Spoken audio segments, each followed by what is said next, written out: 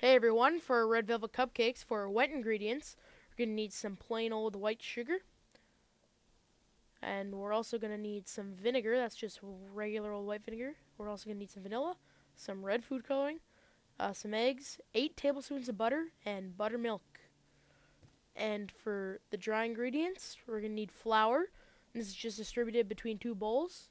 We need baking soda, baking powder, salt, and of course cocoa powder. So let's get started, guys.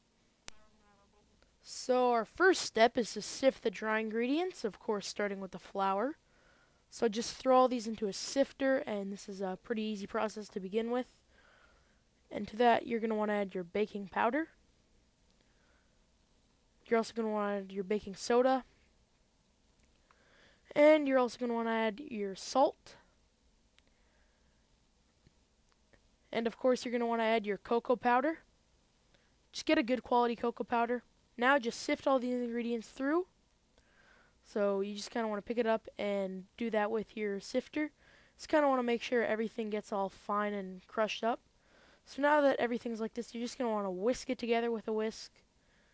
Make sure everything gets incorporated. So to get started on our wet ingredients, the first step is to put our 8 tablespoons of butter into a bowl. And you just want to make sure it's soft.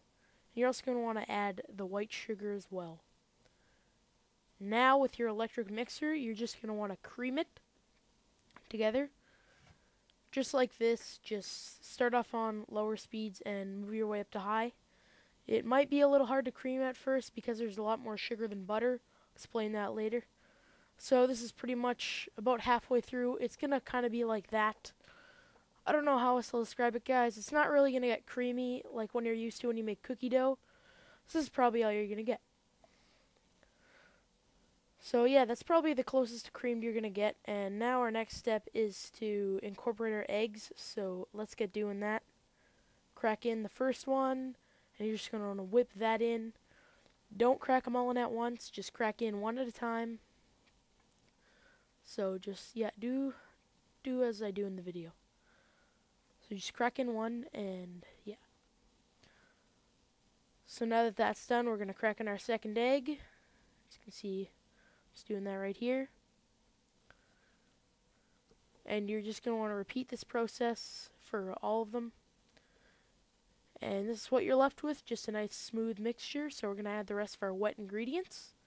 So here we have our white vinegar that we're just going to dump that in there. And along with that, we're going to dump in our buttermilk. That is 1.5 cups of pure buttermilk. So you're just going to whisk this up by hand because it will get very thin and hard to whisk together. So yeah, just get a whisk it up by hand. Don't use your mixer. And this is what you're left with. So we're going to finish off with the rest of our wet ingredients, and we'll be finishing it by hand as well. So for the first little bit of our next wet ingredients, we're going to add in our vanilla. And we're also going to dump in our 2 tablespoons of red food coloring. So give that a good whisk. And you'll be left with something like this. I know it looks pink. Don't worry. The cocoa powder and the dry ingredients, that's what makes it red. It'll look pink right now because of all the red food coloring. Don't you worry about that. Occasionally you're going to want to give the sides a little scrape down like I am right now.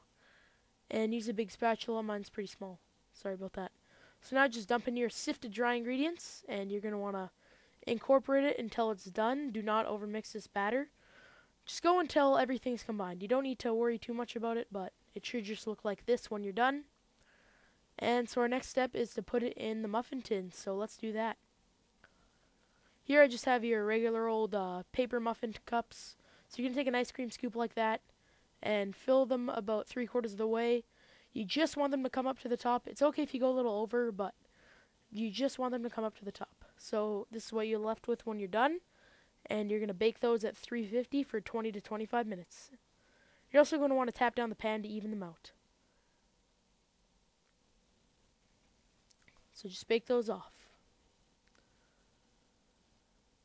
So this is what you're left with. The muffins came out clean. So those are perfectly cooked.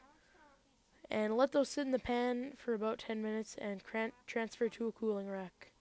They might crumble if you take them out now. So into a bowl, just get, for the icing, you're just going to want to get some softened cream cheese and some butter. And you're just going to want to cream that together with an electric mixer. So just make sure it's very soft. Has to be pliable. So get your electric mixer out, wash those attachments, and cream them together. So I'm about to do that. And you're also going to add in a little bit of vanilla. So just put in like a few teaspoons of vanilla for a great vanilla flavor. So now you're just going to want to stick your electric mixer in there and cream it together. So let's do that.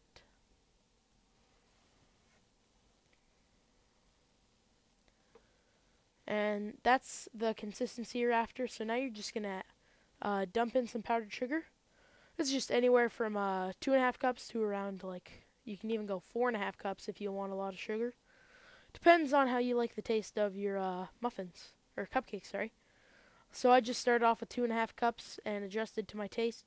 And I started it off by hand with a little metal spoon here.